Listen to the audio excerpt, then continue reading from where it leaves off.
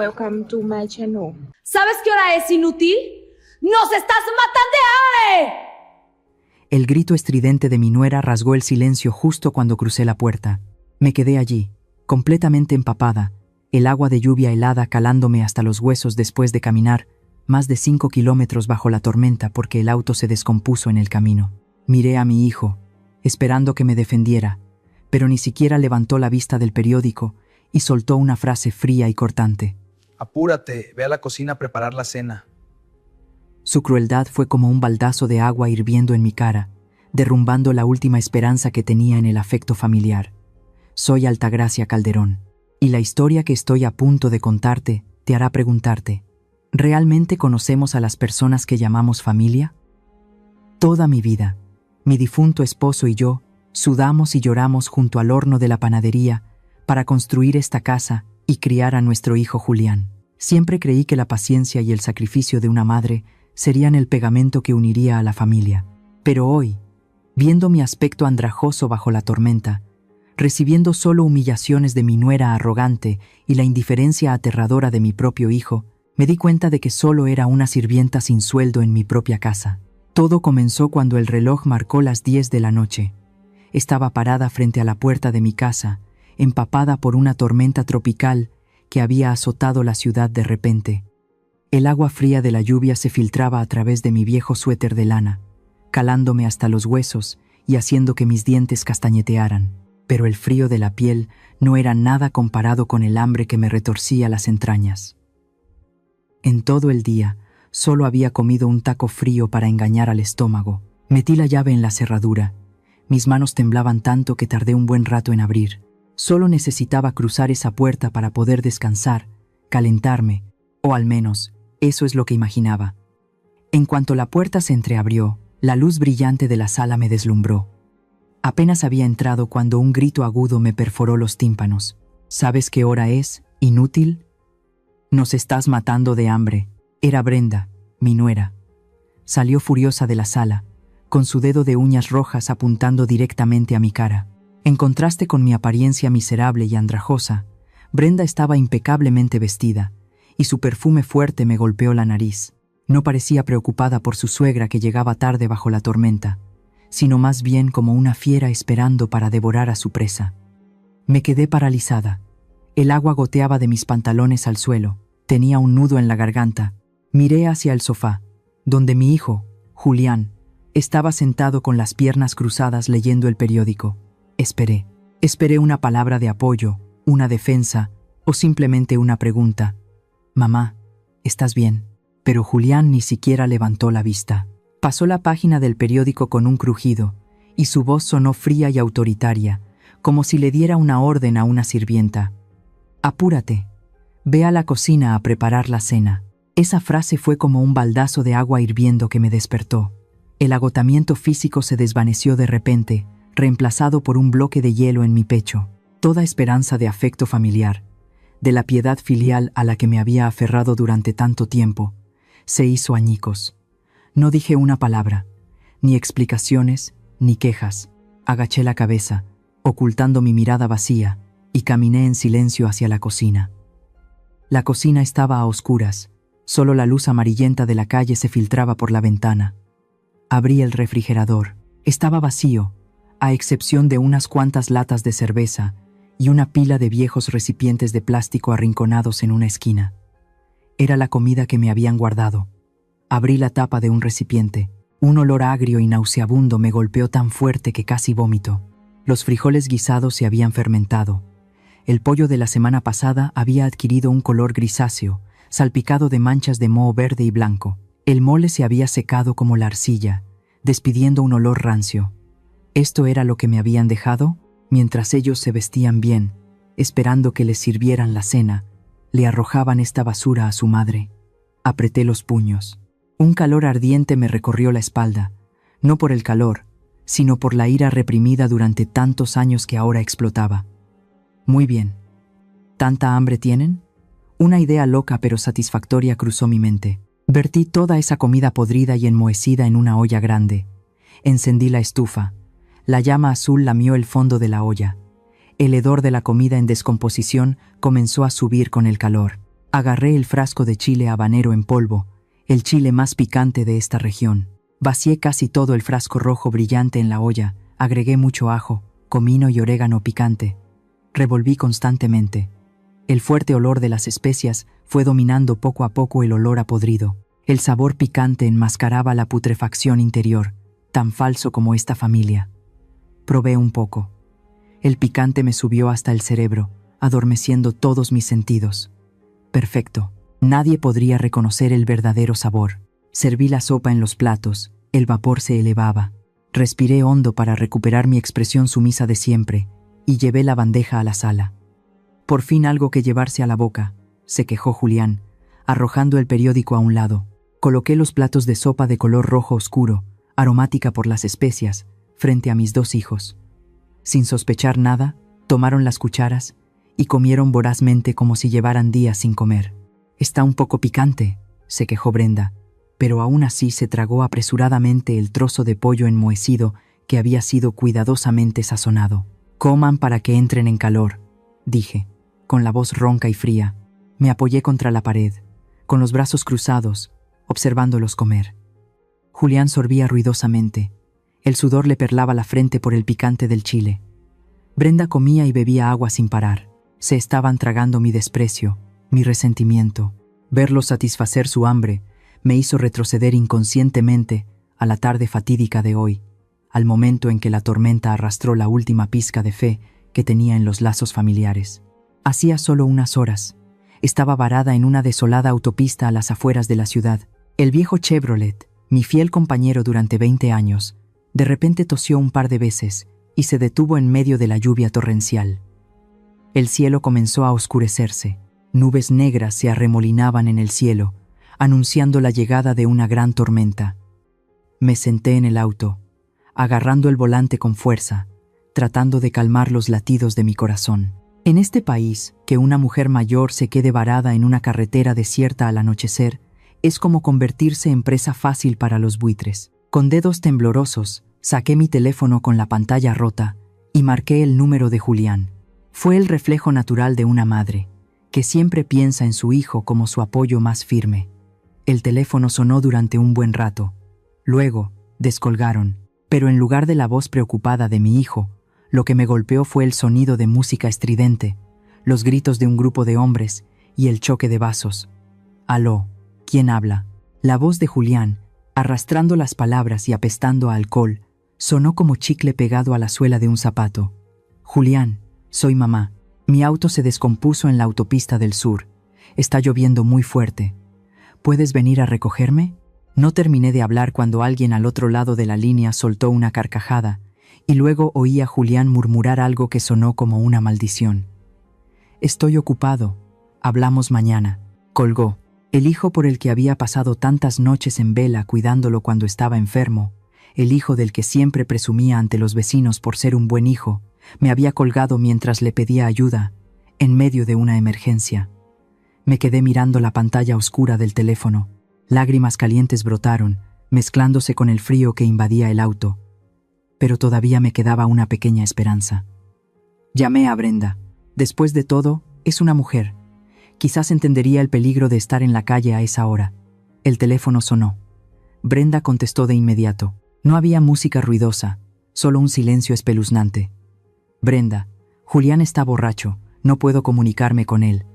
Mi auto se paró. ¿Podrías?». Mis palabras fueron interrumpidas por una voz fría, tan afilada como una navaja.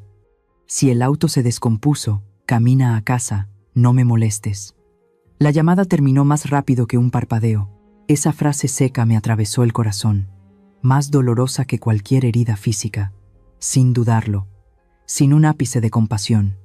Para ella, mi seguridad era menos importante que la molestia que le estaba causando. Justo en ese momento, a través del espejo retrovisor empañado por la lluvia, vi 3 sombras que se acercaban lentamente desde el terraplén. Eran jóvenes, con la cabeza rapada y el cuello cubierto de los tatuajes extraños característicos de las pandillas de los suburbios. Miraban fijamente el auto averiado, con ojos hambrientos como hienas que han olido carne podrida.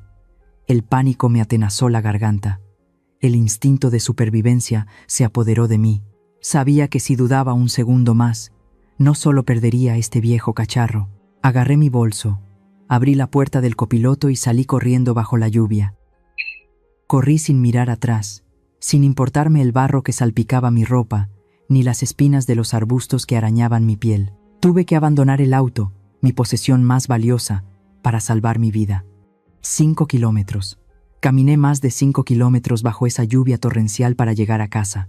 Cada paso era una tortura. El agua me llegaba a los tobillos, helada, pero el frío del clima no se comparaba con la frialdad en el corazón de las personas. Recordé los viejos tiempos, cuando mis piernas eran ágiles y mis manos fuertes.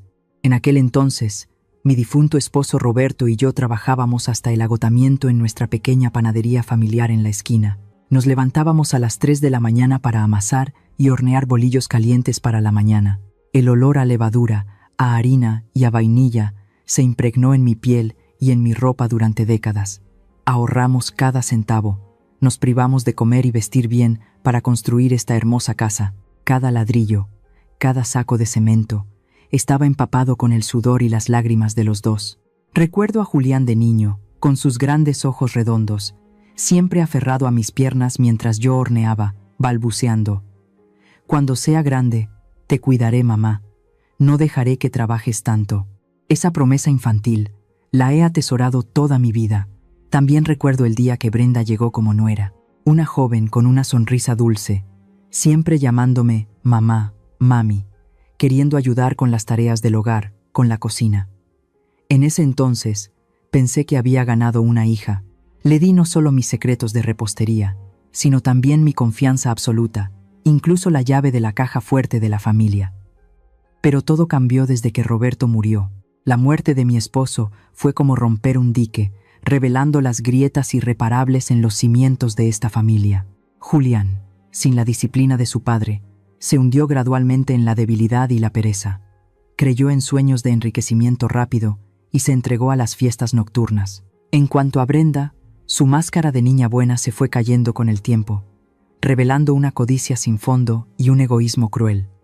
No me veían como a una madre, me veían como una carga, un obstáculo que les impedía apoderarse por completo de esta casa.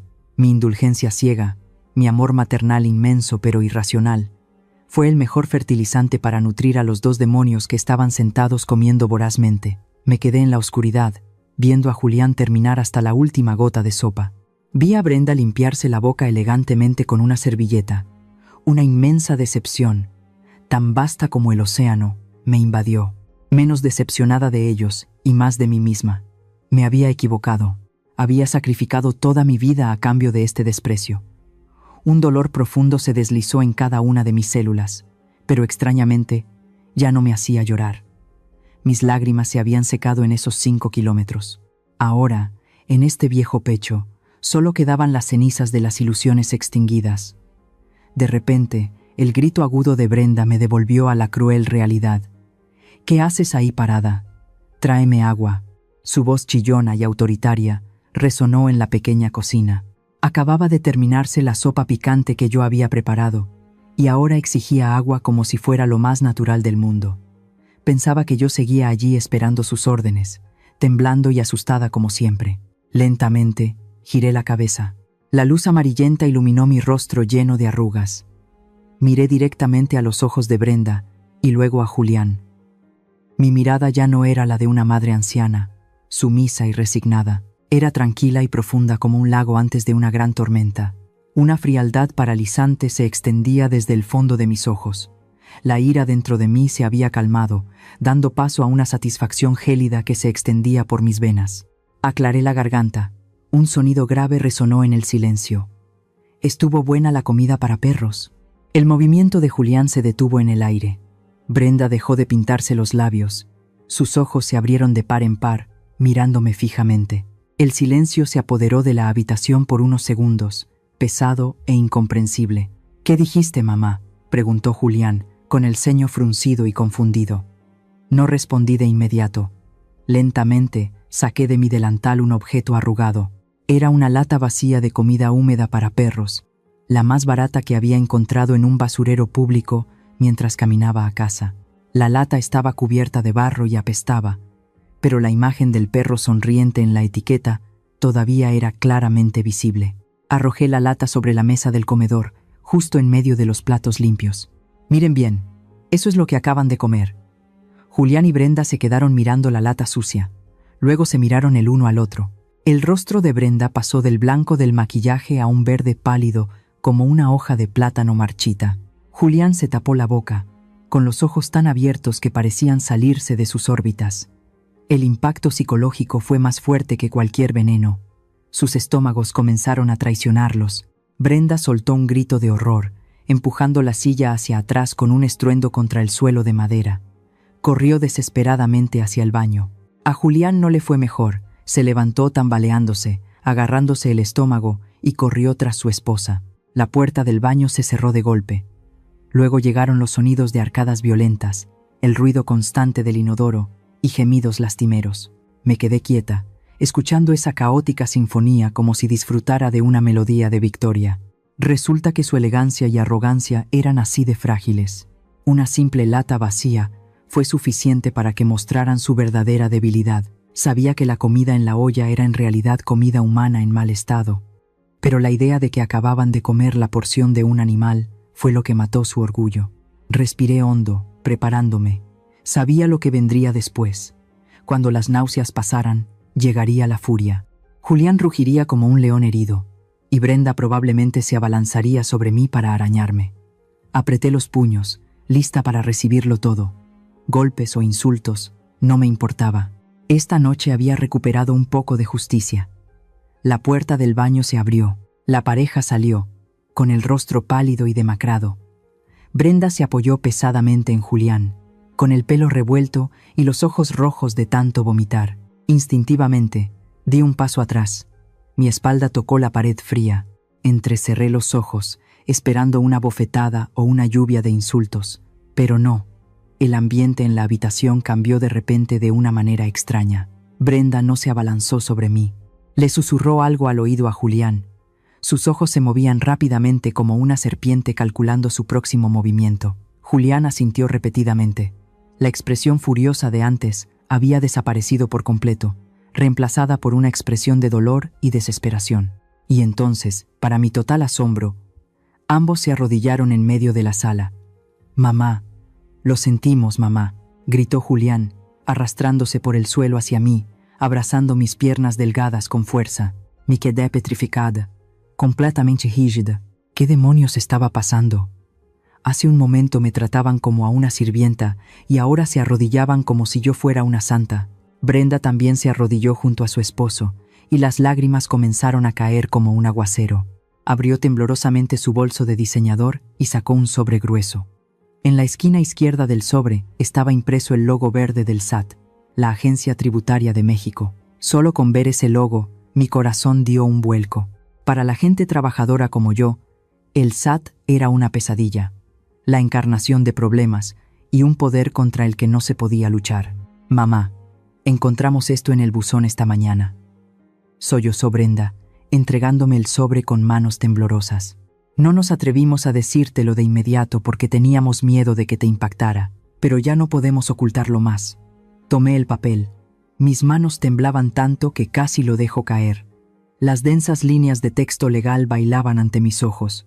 No entendía toda la jerga técnica, pero los números en negrita y las palabras «evasión de impuestos» me golpearon dolorosamente. Brenda explicó entre lágrimas, con un tono tan trágico como si estuviera en un funeral.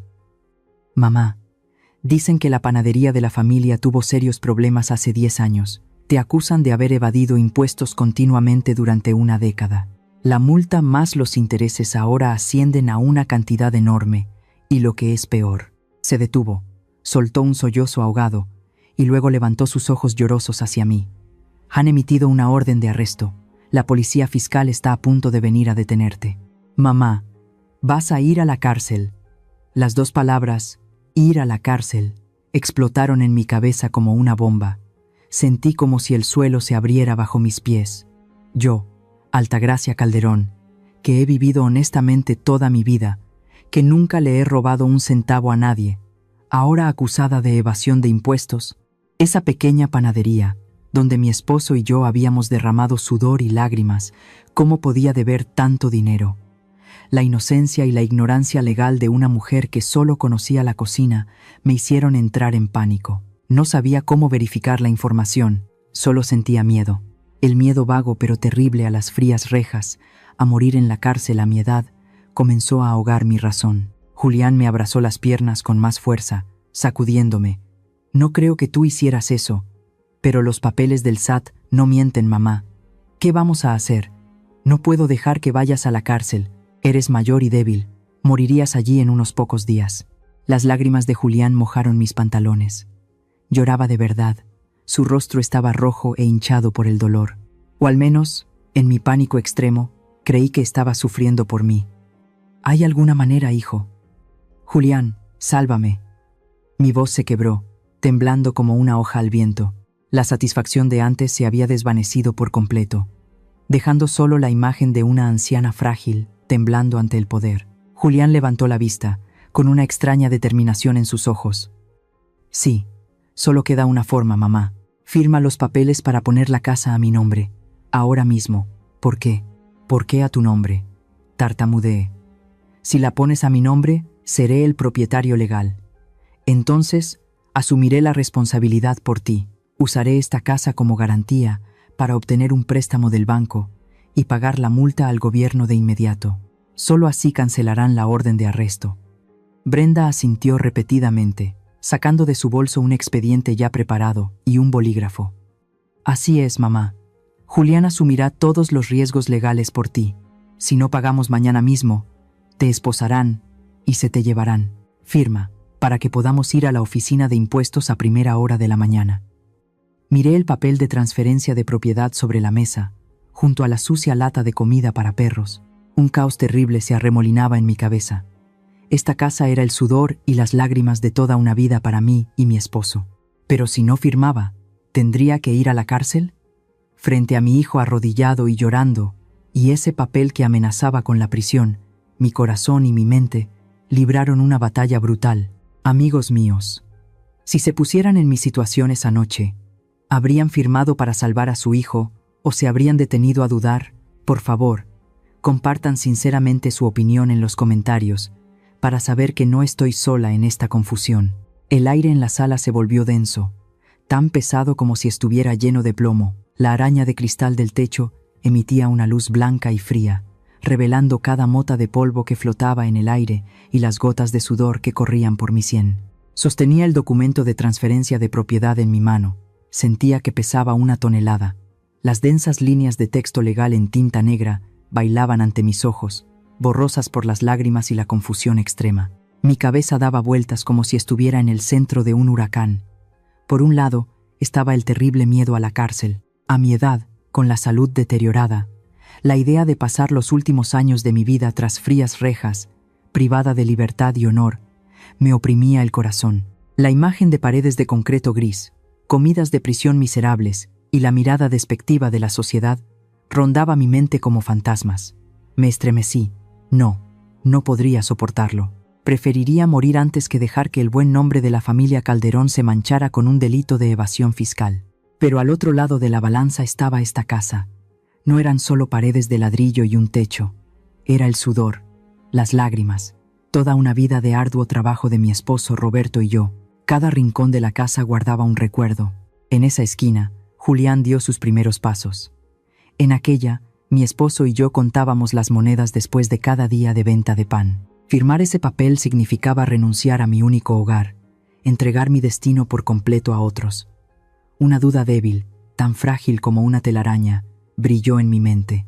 ¿Realmente era tan grave la situación? ¿Por qué la prisa por transferir la propiedad en medio de la noche? ¿Por qué no esperar hasta mañana para consultar a un abogado? Como si leyera la duda en mis ojos, Julián, que estaba arrodillado en el suelo, de repente golpeó su cabeza con fuerza contra las baldosas, produciendo un sonido sordo y doloroso. «Mamá, no lo dudes más». Levantó la cara, cubierta de lágrimas y mocos, su voz ronca de tanto llorar. «Lo juro por mi honor, lo juro por mi vida y por el espíritu de mi padre. Solo quiero salvarte. Si no firmas ahora, mañana por la mañana, cuando la policía llegue, no podré hacer nada, mamá». La mención del espíritu de su padre me retorció el corazón. Julián es el único hijo de la familia, Lleva la sangre de Roberto.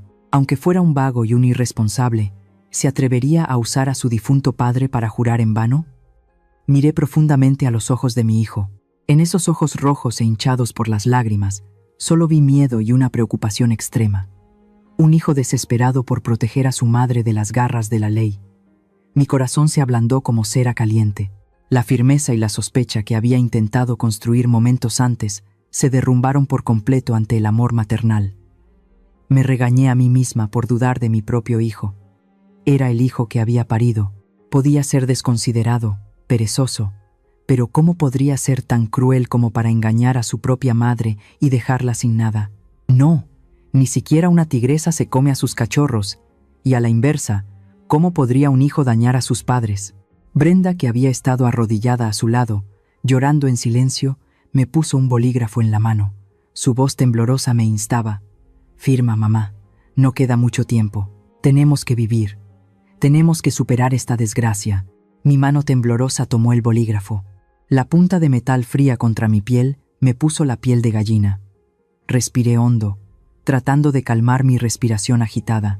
Coloqué el bolígrafo en la línea de la parte inferior del documento, donde decía «Cedente». Mi primer trazo fue torpe. La A de mi nombre, Altagracia, salió deforme. Me mordí el labio, tratando de seguir escribiendo. Cada trazo parecía drenar un poco de mi fuerza vital. Esta firma no era solo tinta sobre papel, era la transferencia del poder, la confianza absoluta que depositaba en mi hijo. Escribí lentamente, como si mi cuerpo intentara inconscientemente retrasar este momento fatídico. Pero finalmente, la última letra fue completada. Un punto final y decisivo concluyó la firma, y también puso fin a mi propiedad sobre esta casa. Solté el bolígrafo, rodó sobre la mesa de madera, haciendo un pequeño clic que sonó extrañamente estridente. «Ya está», suspiré, desplomándome en la silla, sintiendo como si me hubiera quitado un peso de encima, pero al mismo tiempo, sintiéndome extrañamente vacía. Y en ese mismo instante, en el momento en que la tinta sobre el papel aún no se había secado, sentí un cambio repentino y escalofriante en el ambiente. El llanto de Brenda cesó tan abruptamente como si alguien hubiera apagado una radio. Los sollozos de Julián también desaparecieron por completo. La habitación se sumió en un silencio absoluto, un silencio frío y afilado como la hoja de un cuchillo. Levanté la vista, sin entender aún lo que estaba sucediendo. Brenda se levantó de un salto, tan rápido como un gato salvaje saltando sobre su presa. Me arrebató el documento de transferencia de las manos, con una fuerza que me sobresaltó. Ya no había rastro de temblor o miedo. Sus manos ágiles revisaban el papel, sus ojos agudos escrutaban cada trazo de mi firma. Julián también se puso de pie. Ya no estaba arrodillado suplicando. Se enderezó, sacudiéndose las rodillas como si hubiera tocado algo sucio. Su rostro estaba impasible, sin una sola lágrima. La expresión de dolor y piedad filial de antes había sido arrancada como una barata máscara de carnaval, revelando su verdadero rostro, insensible y cobarde. Evitó mi mirada, girando la cara hacia otro lado. Mi corazón dio un vuelco. La sangre en mis venas pareció congelarse. ¿Qué estaba pasando? Después de revisar cuidadosamente y asegurarse de que la firma era válida, Brenda levantó lentamente la cabeza. Las comisuras de sus labios se curvaron en una sonrisa tan fría que me heló hasta los huesos. No era la sonrisa de una nuera a su suegra, sino la sonrisa de un vencedor a un perdedor estúpido. Se enderezó, ajustándose el vestido de seda, y me miró con una mirada afilada, llena de desprecio y triunfo. Su voz sonó, sin rastro de miedo, clara y contundente, palabra por palabra. «Muy bien, ahora ya no eres la dueña de esta casa. ¿Pensabas resistirte? Este es el precio que pagas por atreverte a desafiarnos». Esa frase explotó en mis oídos como un trueno. Abrí la boca, pero no pude decir una palabra. Sentía como si alguien me estuviera estrangulando. Miré a Brenda, luego a Julián, el hijo que acababa de jurar por su vida para protegerme. Seguía allí, en silencio, cómplice de la crueldad de su esposa. No había ninguna oficina de impuestos, ninguna orden de arresto, ninguna sentencia de cárcel. Todo era una farsa perfecta montada por mis seres más queridos. Se habían aprovechado de mi miedo, de mi ignorancia y de mi sagrado amor de madre para atraparme. Resulta que cuando les di de comer comida para perros, cuando me atreví a responder a su insolencia, pensé que les había enseñado una lección. Pero no, ellos, 1000 veces más crueles y astutos que yo, me habían enseñado de inmediato una lección inolvidable, la lección sobre el precio que paga un dependiente y débil cuando se atreve a rebelarse en la casa donde ya no tiene poder. Brenda metió el papel en su bolso, miró a Julián y luego señaló con la cabeza hacia el dormitorio. Vamos a dormir, amor. Mañana hay mucho que hacer con estos papeles. Julián asintió, todavía sin atreverse a mirarme a los ojos, y siguió a su esposa dócilmente. La puerta del dormitorio se cerró de golpe frente a mí. El sonido de la puerta resonó secamente en la espaciosa sala. Me quedé sentada allí, sola y abandonada en la misma casa que acababa de regalarle a otros. Estaba completamente entumecida, no por el frío, sino por la sensación de traición. La traición más dolorosa no proviene de un enemigo, sino de tu propia sangre. Miré mis manos, las manos que acababan de firmar mi propia sentencia de muerte. Temblaban incontrolablemente, venosas y viejas. Lo había perdido todo.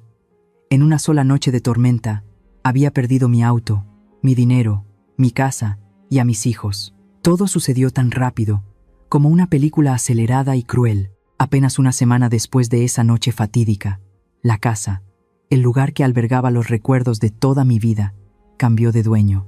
No sé por cuánto la vendieron, ni quién fue el comprador.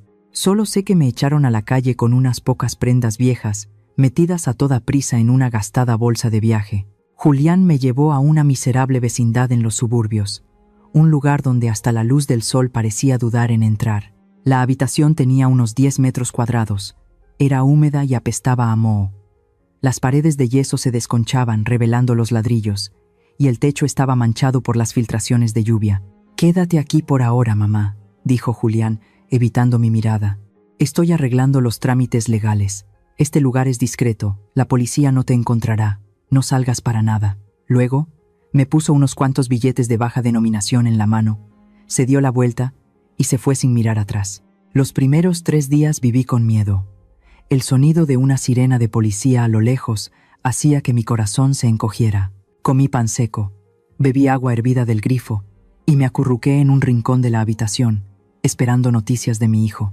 Pero al 4.º día, y luego al 5.º, el silencio de Julián empezó a ser sospechoso. Le llamé por teléfono. El número no estaba disponible. Llamé a Brenda. La línea estaba constantemente ocupada. La preocupación se convirtió gradualmente en sospecha. ¿Por qué no venían a visitarme? ¿Por qué no había noticias sobre el pago de la multa? Al 7.º día, incapaz de soportar más esta tortura mental, decidí arriesgarme. No podía quedarme aquí esperando a morir. Me puse el abrigo más discreto que tenía. Me cubrí la cabeza con un pañuelo. Junté el poco dinero que me quedaba y tomé un autobús hacia el centro de la ciudad. Mi destino era la sede de la oficina de impuestos. El edificio del SAT se erguía imponente y frío. Sus grandes ventanas de cristal reflejaban el cielo gris. Arrastré mis pies temblorosos por la seguridad. Mi corazón latía con fuerza en mi pecho, como si fuera a estallar.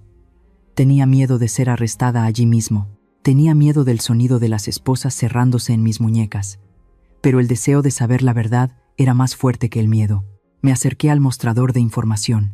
Le mostré mi vieja credencial de elector y una copia de los documentos fiscales que había guardado a escondidas antes de dárselos a Brenda.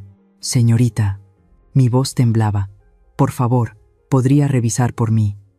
Me han dicho que tengo una deuda fiscal muy grande y una orden de arresto». La joven empleada me miró por encima de sus gruesos lentes, con una expresión de sorpresa ante mi aspecto miserable.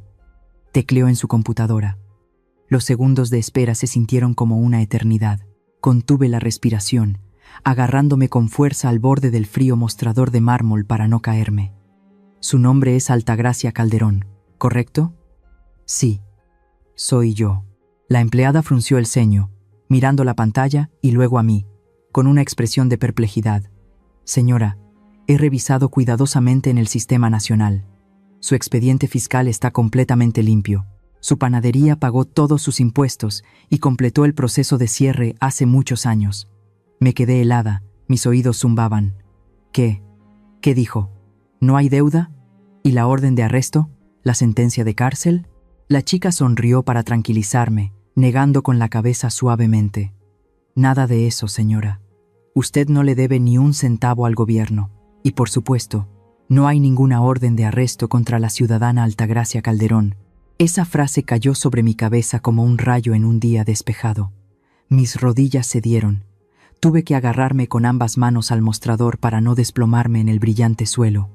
No había deuda fiscal, no había sentencia de cárcel, no había policía persiguiéndome. Todo había sido una farsa cruel y despreciable, escrita por mi nuera y brillantemente interpretada por mi propio hijo. Se habían aprovechado de la ignorancia de una anciana, del miedo de la gente trabajadora ante las autoridades, y lo más doloroso, de mi amor incondicional de madre para arrebatármelo todo. Salí del edificio tambaleándome.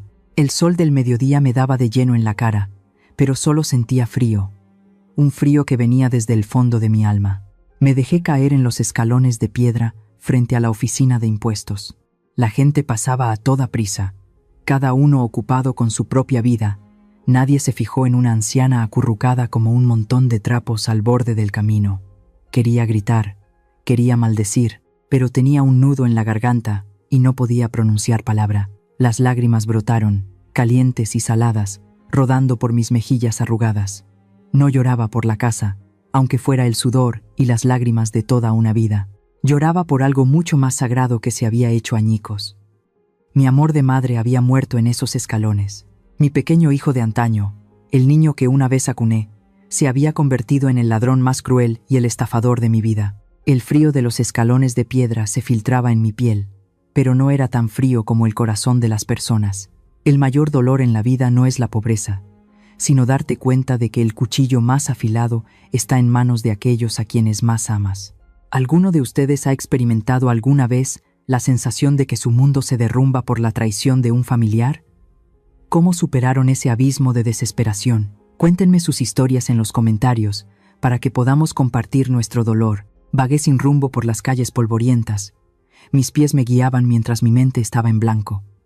No quería volver a esa habitación de alquiler llena de ratas y moho. Ese lugar ahora no era más que una jaula que aprisionaba mi estupidez. Mis pies cansados me llevaron al mercado de San Juan, el mercado más antiguo y caótico de la ciudad. El olor a basura, a fruta podrida mezclado con el penetrante aroma de las especias, me golpeó la nariz. El bullicio de la gente regateando, la música latina a todo volumen de los puestos de discos piratas sonaba estridente. Me senté en una banca de piedra rota en un rincón del mercado. Mi estómago rugía de hambre, pero no tenía ganas de comer. «Doña Altagracia, ¿es usted?». Una voz ronca sobre mi cabeza me hizo levantar la vista de un salto. Frente a mí había un hombre corpulento como un gigante, de piel morena, con el cuello y los brazos cubiertos de feroces tatuajes de dragones y fénix. Llevaba un uniforme de guardia de seguridad del mercado, descolorido, y sostenía una macana en la mano. Entrecerré los ojos para ver mejor. Tardé unos segundos en reconocerlo. ¿Efraín? Era Efraín. Hace 15 años, no era más que un niño de la calle, flacucho, que solía robar en mi panadería. En lugar de llamar a la policía, lo llamé. Le di panes calientes y le aconsejé que fuera una buena persona. No esperaba que ese niño todavía me recordara. Efraín se sentó a mi lado. Su expresión ruda de repente se volvió sorprendentemente amable. Dios mío, ¿cómo ha llegado a esto? Oí que vendió la casa y se mudó a otro lugar para disfrutar de su vejez. Su inocente pregunta rompió el dique de lágrimas que había estado tratando de construir. Rompí a llorar y le conté toda la historia. Le hablé del falso documento de impuestos, de la firma fatídica y de la cruda verdad que acababa de descubrir en la oficina de impuestos. Después de escuchar, el rostro de Efraín se ensombreció. Apretó la macana en su mano con tanta fuerza que sus nudillos se pusieron blancos, y gruñó. «Esos desgraciados. Pensé que Julián se había enderezado. ¿Quién iba a decir que le haría eso a su propia madre?». Luego Efraín se acercó a mi oído, bajó la voz y susurró, revelando una verdad aún más aterradora. «Doña Altagracia, le voy a decir algo. La razón por la que Julián necesitaba el dinero con urgencia no era por los impuestos. Tengo unos amigos que trabajan en el mundo de los préstamos ilegales. El rumor es que a Julián lo están buscando para matarlo». «¿Para matarlo?», exclamé. «Sí, Se metió en criptomonedas y apuestas de fútbol y perdió mucho dinero. Le pidió prestado a un cártel local y los intereses se acumularon. Los mafiosos le dieron un ultimátum. Si no paga esta semana, lo matan. Su casa fue la garantía para salvar su miserable vida. Me quedé helada. Así que era eso. No fue una coincidencia que me obligara a firmar esa misma noche. Vendió a su madre para pagar sus deudas de juego. No puedo ayudarla a recuperar la casa por la fuerza. Esa gente es numerosa y peligrosa, reflexionó Efraín. Pero conozco a alguien que puede ayudarla. Sígame. Efraín me guió por los callejones estrechos y malolientes detrás del mercado, deteniéndose frente a un destartalado despacho de abogados con un letrero torcido. Despacho del abogado Santibáñez. Asesoría gratuita para los pobres.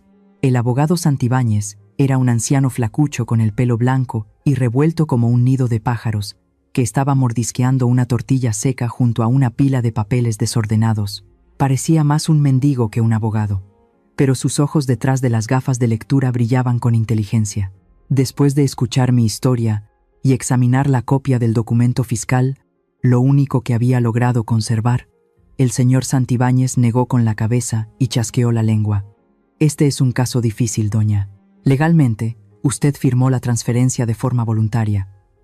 No hay pruebas de que Julián le pusiera un cuchillo en el cuello para obligarla a firmar. El documento del SAT era falso, pero lo destruyeron en cuanto usted firmó. ¿Dónde vamos a encontrar pruebas ahora para demandarlos por fraude? La esperanza que acababa de nacer en mí se extinguió. Entonces, ¿tengo que aceptarlo y perderlo todo?, pregunté, con la voz quebrada. El señor Santibáñez sonrió con picardía. La ley necesita pruebas, pero la justicia, a veces, necesita un poco de astucia. Una demanda civil la perderíamos seguro. Pero si conseguimos que ellos mismos confiesen el fraude, esa es otra historia.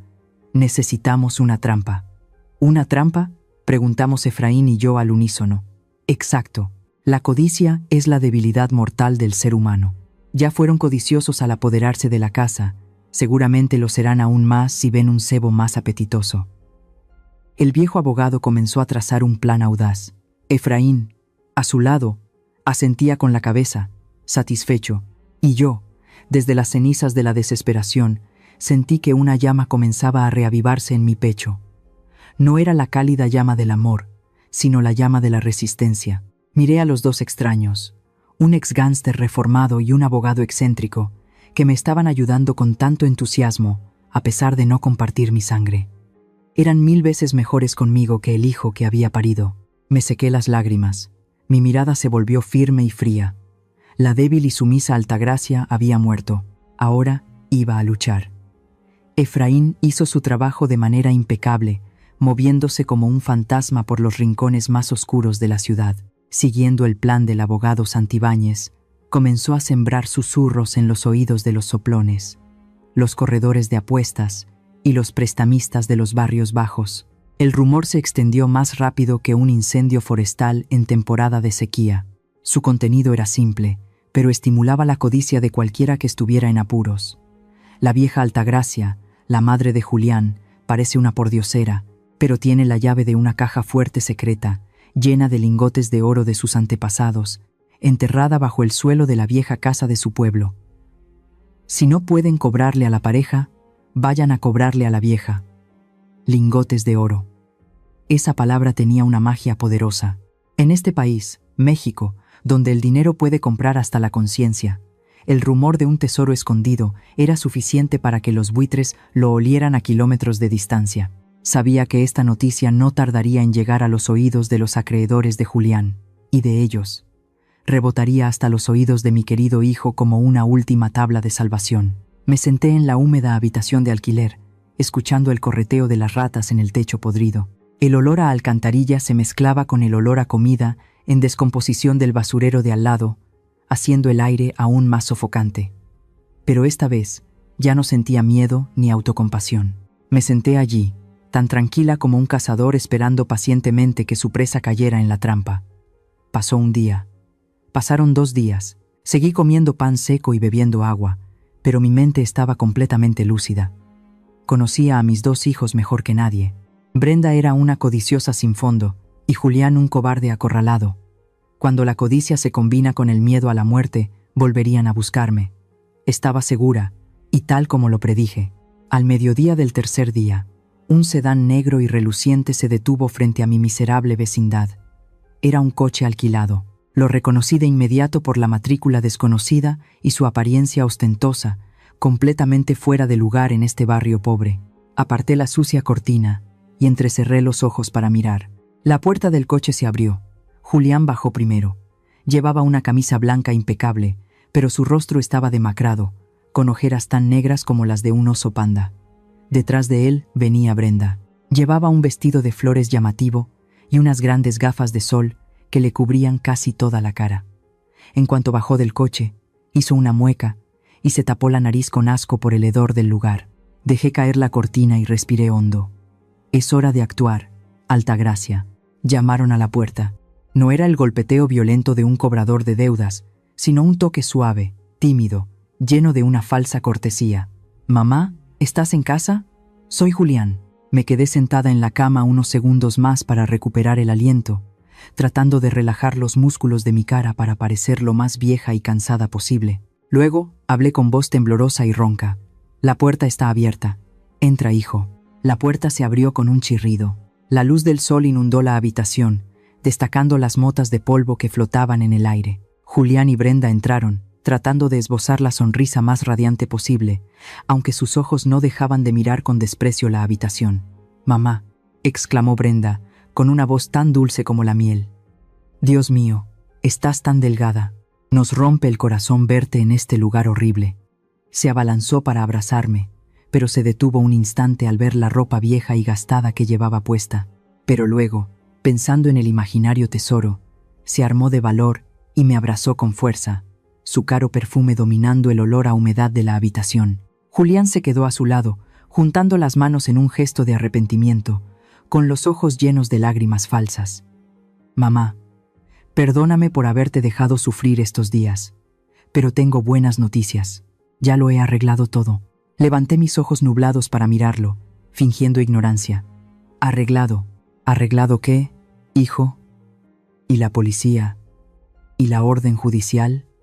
«Todo arreglado, mamá». Julián se dejó caer a mis pies, tomando mis manos venosas. «El abogado ha hablado con la oficina de impuestos. Aceptaron la multa inicial y cancelaron la orden de arresto. Ahora eres completamente libre. Ya no tienes que esconderte aquí». Miré a los ojos de mi hijo. Mentía sin pestañear. Su expresión era tan sincera que si no supiera la verdad, probablemente le habría creído ciegamente y me habría conmovido hasta las lágrimas una vez más. Pensaban que seguía siendo la vieja senil e ingenua que había creído en el falso documento de impuestos. «¿De verdad, hijo?» «Gracias a Dios». Me persigné, con la voz ahogada como si fuera a llorar de alegría. Pensé que mi vida se había acabado. «No, mamá», intervino Brenda, acariciándome el hombro. «Hemos venido a recogerte. Acabamos de alquilar un apartamento de lujo precioso en el centro. Ven a vivir con nosotros, para que podamos cuidarte y compensarte». ¿Cuidarme?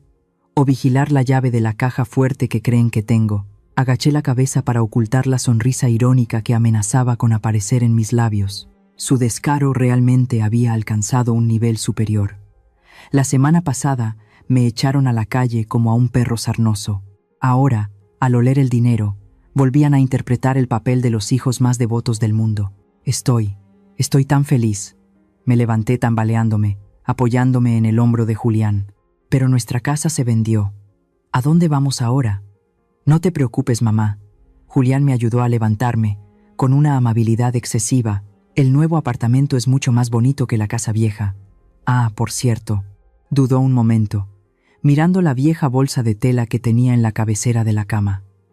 «Empaca tus cosas y asegúrate de llevarlo todo. No dejes nada importante, especialmente los recuerdos de papá o alguna llave». El pez había picado el anzuelo. Asentí, arrastrando los pies. Sí, lo llevo todo. Lo más importante siempre lo llevo conmigo. Me di unas palmaditas en el bolsillo interior de mi abrigo, donde guardaba mi cartera vacía. Pero la mirada brillante de Julián y Brenda indicaba que se estaban imaginando la llave del tesoro allí dentro. La codicia los había cegado, impidiéndoles sospechar por qué una anciana que acababa de perder su casa estaba tan tranquila. Brenda rápidamente agarró mi bolsa de viaje. Yo la llevo. Vámonos, mamá. El coche está esperando. Hoy te voy a preparar una cena deliciosa. ¿Una cena deliciosa? Por supuesto. Un banquete de mentiras nos esperaba.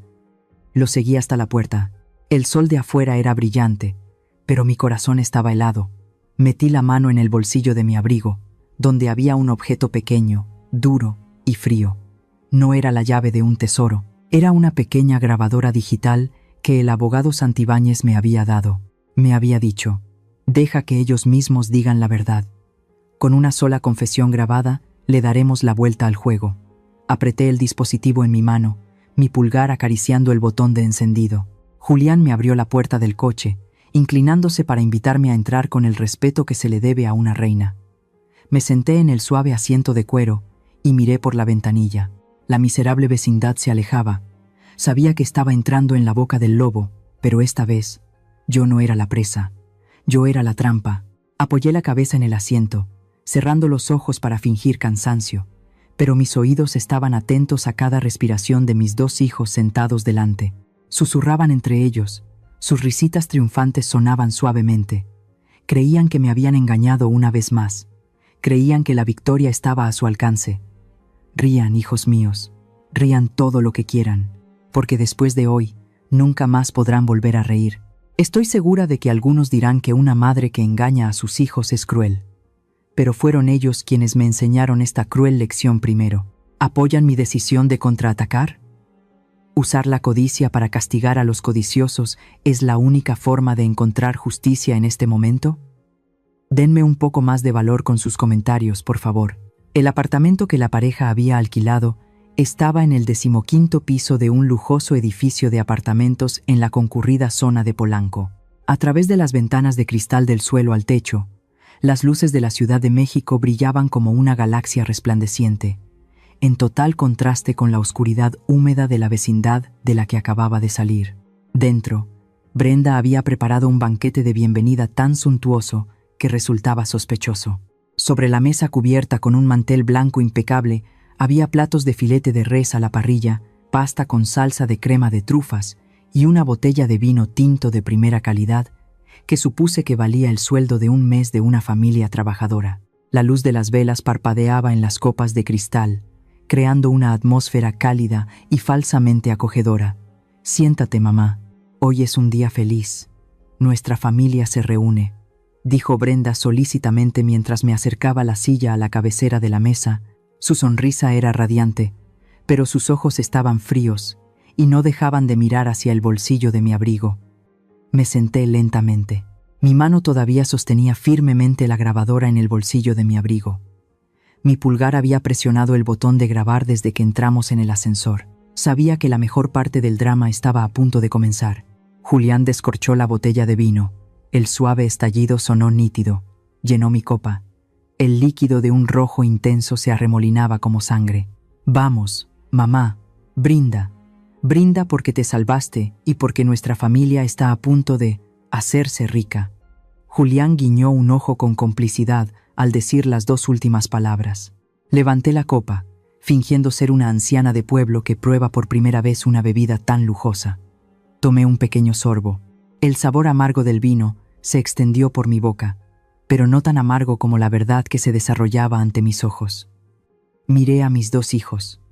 Brindaban, sus ojos brillaban de codicia, me cuidaban, me servían comida no por piedad filial, sino porque yo era la que tenía la llave que abriría la puerta a una nueva vida para ellos. El ambiente en la habitación estaba tenso como la cuerda de un violín, a pesar de la suave música de jazz que sonaba en el caro equipo de sonido. Cada palabra, cada gesto de ellos, estaba calculado. «Oye, mamá», comenzó Brenda, con su voz melosa, «esa vieja casa en el pueblo.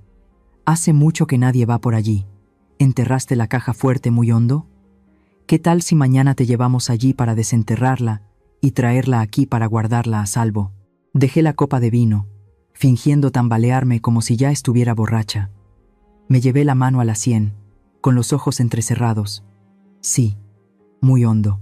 Hay que cavar bajo el suelo de la vieja cocina. lingotes de oro que dejaron los abuelos, muchos. Al oír la palabra muchos, los ojos de Julián se iluminaron como los faros de un coche.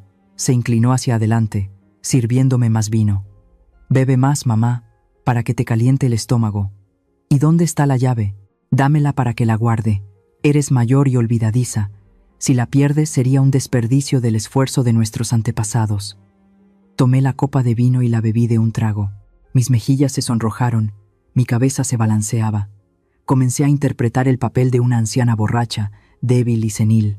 Empecé a llorar. Un llanto entrecortado y ahogado resonó en medio del lujoso banquete. Se los daré todo. Tartamudeé, con lágrimas corriendo por mi rostro. Pero todavía tengo mucho miedo. Julián, ¿todavía debo impuestos? ¿Y si la policía viene mañana y me arresta? ¿Y si confiscan todo ese oro? Miré a Julián a través de mis lágrimas, viendo una fugaz expresión de molestia en su rostro por la persistente ignorancia de su madre. Brenda rodó los ojos con fastidio y le dio una patada a Julián por debajo de la mesa, haciéndole señas para que me tranquilizara y consiguiera la llave. Julián suspiró y soltó una risita. Quizás el vino, la euforia de estar a punto de encontrar un tesoro y, lo más importante, su profundo desprecio por mi inteligencia, le hicieron bajar la guardia. Pensaba que yo era solo una vieja senil, ignorante del mundo exterior. «Ay, mamá, te preocupas demasiado». Julián se rió a carcajadas. Su risa resonó en la habitación, llena de una arrogancia extrema. «¿Qué demonios de impuestos? Eres tan ingenua. Te he dicho que ya está todo arreglado y sigues con lo mismo. Pero el papel del SAT. Decían que evadí durante 10 años. Insistí deliberadamente, con voz temblorosa y asustada para provocarlo. Julián golpeó la mesa con fuerza, haciendo que las velas temblaran. Se inclinó hacia mí, con la cara roja y el aliento a vino, golpeándome el rostro. Eso era un papel sin valor, ¿entiendes? Lo imprimí en la tienda de fotocopias de la esquina. ¿Qué diablos ibas a deber impuestos? Yo le debía al cártel, le debía dinero a los mafiosos por las apuestas, ¿entiendes? Si no hubiera inventado la historia de los impuestos, si no te hubiera amenazado con la cárcel, nunca habrías firmado para vender la casa y que yo pagara mis deudas. La confesión salió de su propia boca, clara y articulada, palabra por palabra. Brenda, a su lado, se unió con una risita. «Tiene razón, mamá. Te preocupas por nada. La casa ya se vendió, parte de la deuda ya se pagó. Ahora firma este poder para el oro. Lo usaremos para pagar el resto de los intereses y listo. De ahora en adelante, te cuidaremos de por vida. Vivirás como una reina, sin preocuparte de que ningún policía te moleste». Mientras hablaba, me acercó un poder notarial y un bolígrafo, sus ojos codiciosos fijos en mí, como si quisiera hipnotizarme. Agaché la cabeza. Todo mi cuerpo temblaba, no por miedo, sino por la indignación y el dolor extremo. Aunque ya sabía la verdad, escuchar a mi propio hijo admitir cómo me había engañado de una manera tan espectacular, sentí como si mi corazón estuviera siendo aplastado. En el bolsillo de mi abrigo, la grabadora seguía funcionando. Cada palabra, cada sílaba de ellos, inventar la historia de los impuestos, le debía al cártel, papel sin valor impreso en la tienda de fotocopias. Todo había sido grabado sin omitir una sola palabra. Esta era la prueba irrefutable que el abogado Santibáñez necesitaba. Prueba del delito de fraude y estafa, y también del delito de falsificación de documentos y sellos de una agencia gubernamental. Me quedé en silencio por unos segundos. Mi repentino silencio hizo que el ambiente en la habitación se volviera tenso. «Mamá, ¿estás muy borracha?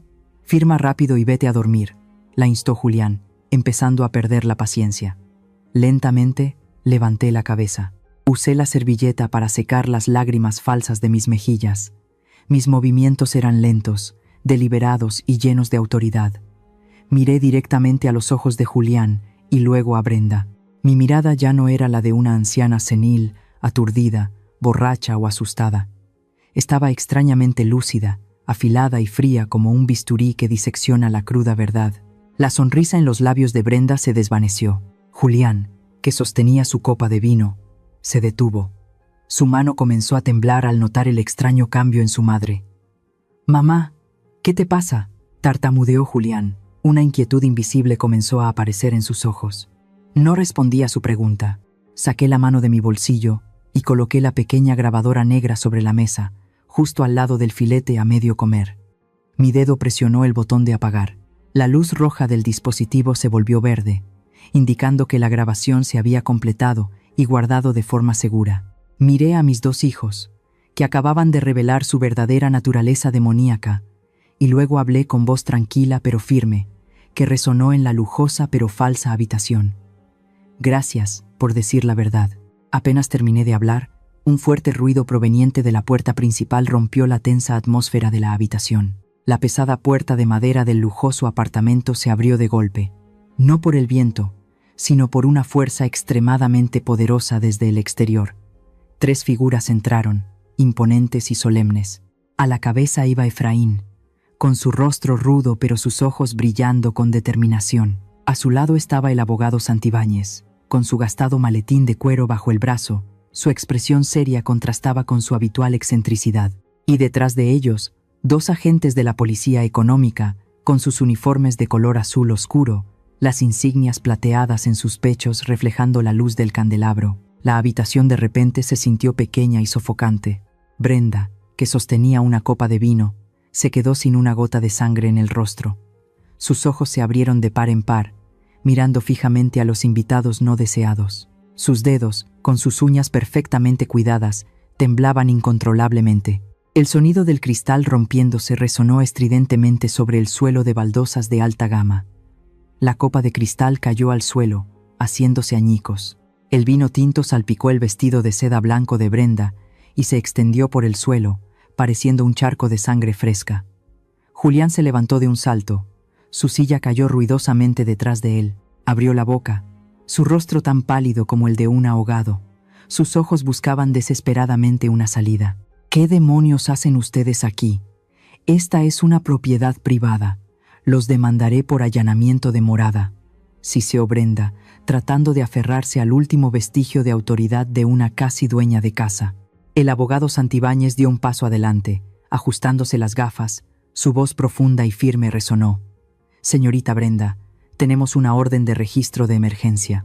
Y más importante aún, estamos aquí para recibir pruebas de un caso de fraude y estafa organizado.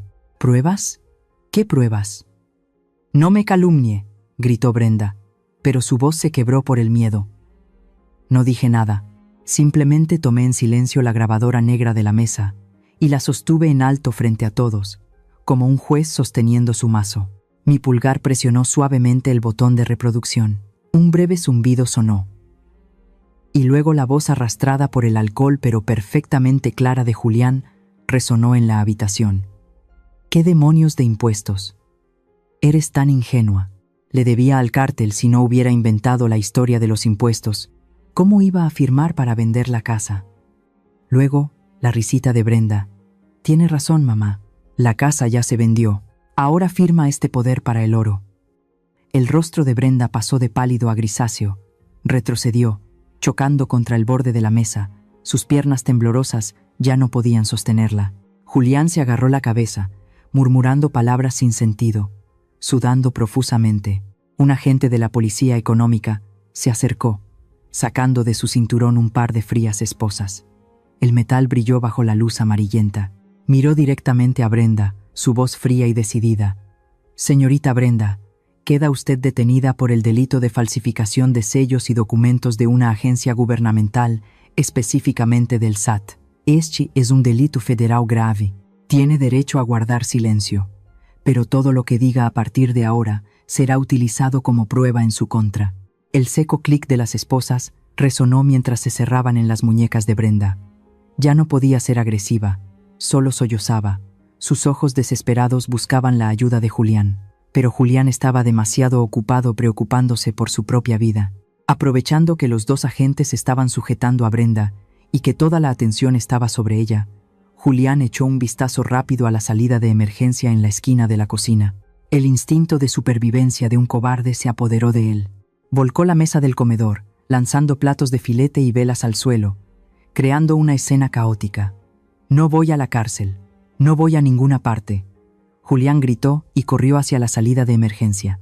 Efraín intentó detenerlo, pero las mesas y sillas caídas se lo impidieron. La puerta de emergencia se abrió y se cerró de golpe.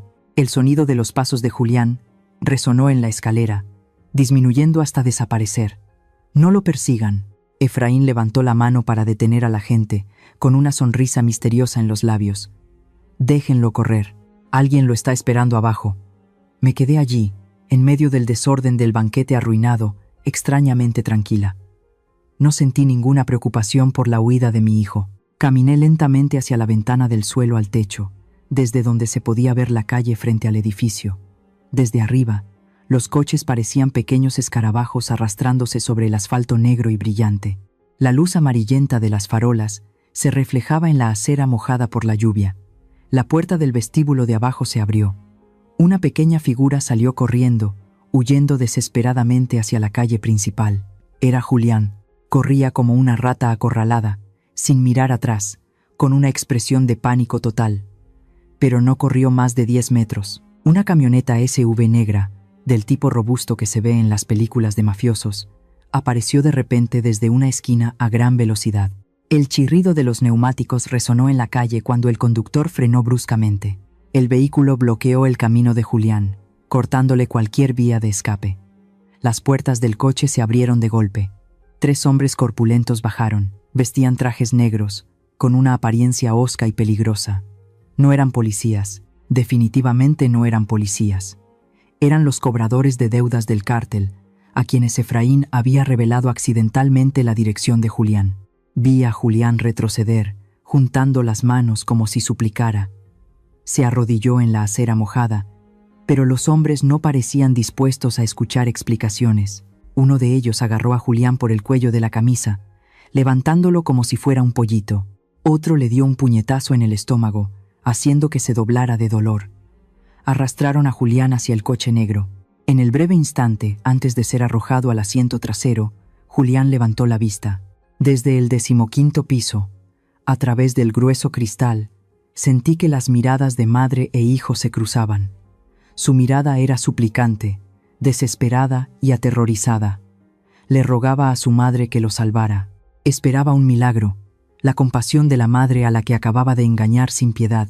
Si fuera la Altagracia de ayer, probablemente habría gritado, habría corrido a salvar a mi hijo, o al menos habría llamado a la policía. Pero la Altagracia de hoy se quedó en silencio. Coloqué mi mano sobre el frío cristal. El frío se filtró en mi palma, extendiéndose por todo mi cuerpo, apagando la última pizca de compasión que quedaba en mi corazón. Lo había salvado demasiadas veces. Había sacrificado toda mi vida, mi casa, mi orgullo para protegerlo. ¿Y qué recibí a cambio? Traición, un complot para meter a mi propia madre en la cárcel. La ley puede castigar a Brenda con una pena de prisión, donde todavía tendrá comida, un techo y la oportunidad de arrepentirse. Pero para Julián, que vendió a su madre al diablo, que las leyes del diablo lo juzguen. Esa es la justicia más cruel que la vida le tiene reservada. Cerré lentamente los ojos, respiré hondo y me di la vuelta. Detrás de mí, la puerta del coche se cerró de golpe. La camioneta negra se perdió en la noche, mezclándose con el denso tráfico de la Ciudad de México, llevándose a mi hijo rebelde a un lugar que nunca quise conocer. Me acerqué a la mesa y recogí mi copa de vino, la única que quedaba intacta. Miré a Efraín, al abogado Santibáñez, y luego levanté suavemente la copa. No se pronunció ningún brindis, solo el silencio de la liberación. La brisa del océano Pacífico soplaba con fuerza, trayendo el sabor salado y la frescura del mar al porche de la casa. Me senté en una silla de mimbre, meciéndome suavemente al ritmo de las olas que rompían a lo lejos. En mi mano tenía una taza de té de hibisco rojo, caliente y aromático. Han pasado 6 meses desde aquella terrible noche de tormenta en la Ciudad de México. 6 meses, un periodo no muy largo en la vida de una persona, pero suficiente para que yo renaciera una vez más. El juicio terminó más rápido de lo esperado. Con la nítida grabación que obtuve en esa cena y la dedicada ayuda del abogado Santibáñez, la balanza de la justicia se inclinó completamente a mi favor. El juez golpeó el mazo y declaró nula la transferencia de la casa por haber sido obtenida mediante engaño y coacción. El falso documento de impuestos se convirtió en la prueba de acero que envió a Brenda a la cárcel, y a Julián se le desheredó. Justo después de recuperar legalmente mi propiedad, Tomé una decisión que sorprendió a todos. Lo vendí todo. Vendí la hermosa casa que mi esposo y yo habíamos construido con nuestro sudor. Vendí todos los muebles, incluso el viejo coche. No quería conservar nada que me recordara esos dolorosos recuerdos. Esas paredes estaban demasiado impregnadas de mentiras y lágrimas. Tomé el dinero de la venta, empaqué unas cuantas prendas sencillas y tomé un autobús hacia la costa, a un pequeño y tranquilo pueblo llamado San Pancho. Aquí, con el capital que me quedaba, abrí una pequeña panadería. La llamé La Esperanza. Mi panadería no es grande. Está decorada exactamente como la antigua panadería familiar de Roberto y mía. Sigue teniendo el horno de ladrillo rojo, las mismas bandejas de madera rústica donde exhibo conchas, cuernitos y bolillos crujientes. Cada mañana me despierto al amanecer. Amaso la masa con mis propias manos. Vigilo el fuego. El olor a levadura, a vainilla y a mantequilla vuelve a impregnar mi piel, pero esta vez huele a libertad. Ayer, Efraín vino a visitarme. Estaba de viaje con su esposa e hijos y aprovechó para pasar. Viendo a Efraín ahora, maduro y amable, nadie pensaría que una vez fue un rudo pandillero. Nos sentamos a comer pan, a beber té, y me contó noticias sobre ellos. Brenda está cumpliendo su condena en la cárcel de mujeres de Santa Marta, Acatitla. La vida en prisión no es fácil para alguien acostumbrado a un estilo de vida lujoso y arrogante como ella. Efraín dijo que está demacrada, envejecida y marchita como una flor ajada. En cuanto a Julián, al mencionarlo, mi corazón todavía siente una punzada de tristeza, pero ya no un dolor agonizante. Efraín me contó que esa noche, él mismo arriesgó su vida para negociar con los acreedores y salvarla de Julián. Usó su antigua reputación en el AMPA como garantía, con la condición de que Julián trabajara duro para pagar la deuda poco a poco. Ahora, mi querido hijo trabaja como estibador en el puerto de Veracruz. Día tras día, carga pesados sacos bajo el sol abrasador del trópico. Su piel está quemada y sus manos y pies callosos. Vive humildemente en una pensión para trabajadores, sin atreverse a contactar a nadie, y ya no sueña con el juego ni con tesoros imaginarios. Escuché la historia, asentí suavemente y miré al mar. No sentí satisfacción, pero tampoco quise extender mi mano para salvarlo. Esa es la lección que debe aprender por sí mismo. La vida es una maestra severa, y Julián necesita graduarse de este curso de humanidad, aunque sea tarde. El atardecer comenzó a caer. El sol, como una enorme bola de fuego, se hundía lentamente en el océano, tiñendo de rojo el cielo y el agua. Una vista impresionante. Tomé un sorbo de té, sintiendo el sabor agridulce extenderse por mi boca. Mi corazón estaba extrañamente en paz. Ya no había miedo al abandono, ni la carga del sacrificio, ni la presión de complacer a nadie. Me di cuenta de que dejar ir no es ser cruel. Dejar ir a un hijo tóxico era la única manera de salvar el resto de mi vida, y también la única oportunidad para que él madurara. He vivido para los demás durante demasiado tiempo. Estos últimos años de mi vida los viviré para Altagracia. Haré pan, miraré el mar y sonreiré cada día, porque merezco estar en paz. Mi historia termina aquí, pero espero que su eco permanezca en sus corazones. Desde el fondo del corazón de una madre que ha atravesado la tormenta, quiero compartir con ustedes unas últimas palabras. A las que son madres, por favor recuerden esto. El amor maternal es sagrado, pero no lo conviertan en un sacrificio ciego. No se conviertan en una vela que se quema hasta la última gota de cera para iluminar a sus hijos, solo para ser arrojadas a la oscuridad cuando se consumen. Ámense a sí mismas primero. Establezcan límites saludables. El mayor tesoro que pueden dar a sus hijos no es una casa de lujo o un coche, sino un ejemplo de autonomía y autoestima. Cuando aprendan a valorarse a sí mismas, sus hijos aprenderán a valorarlas. A los que son hijos, especialmente a aquellos que ya tienen su propia familia, equilibrar la familia nuclear y los padres ancianos es una ecuación difícil, pero la respuesta nunca está en la indiferencia o la explotación. No construyan la felicidad de su matrimonio sobre el sudor, las lágrimas y la soledad de sus padres. Los padres son las raíces, la familia nuclear son las ramas. Si las raíces son fuertes, el árbol prosperará. No esperen a que las raíces se sequen y se pudran para arrepentirse, porque entonces será demasiado tarde. A todos, sobre la lección de la codicia. La codicia y el egoísmo son el veneno más dulce. Pueden cegar a las personas, hacerles olvidar la moralidad e incluso pisotear el afecto familiar. Julián y Brenda, por codiciar un tesoro imaginario, perdieron el verdadero tesoro, un hogar pacífico y el amor incondicional de una madre. No dejen que el dinero controle sus almas. Y finalmente, a aquellos que están a punto de entrar en una nueva relación familiar, constrúyanla sobre la sinceridad y el respeto, no sobre el cálculo. Una familia sostenible debe ser un lugar donde la tormenta se detiene en la puerta, no un lugar que crea tormentas para los demás. Gracias por escuchar la historia de mi vida. Espero que ninguno de ustedes tenga que pasar por un dolor como el mío, pero si alguna vez lo hacen, recuerden, nunca es demasiado tarde para empezar de nuevo, y nunca es demasiado tarde para amarse a sí mismo. Les deseo paz. La historia que acaban de escuchar ha tenido los nombres de los personajes y los lugares cambiados para proteger la identidad de los involucrados. Compartimos esta historia no para juzgar a nadie, sino con la esperanza de que en algún lugar alguien se detenga a reflexionar. ¿Cuántas madres están sufriendo en silencio en sus propios hogares? Honestamente, me pregunto, si estuvieras en mi situación, ¿qué harías? ¿Guardarías silencio para mantener la paz o alzarías la voz y lucharías para recuperar tu voz? Me encantaría escuchar sus pensamientos sobre esta historia en mi canal o cualquier sugerencia que pueda ayudarnos a mejorar nuestro contenido. Dios siempre bendice a los valientes, y realmente creo que el coraje nos llevará a días mejores. Ahora mismo, dejaré las 2 historias más populares del canal en la pantalla final. Creo que los sorprenderán. Gracias por quedarte conmigo hasta este momento. Si esta historia te ha llegado al corazón, por favor, dale a me gusta, suscríbete al canal y activa la campana de notificaciones para no perderte lo que está por venir.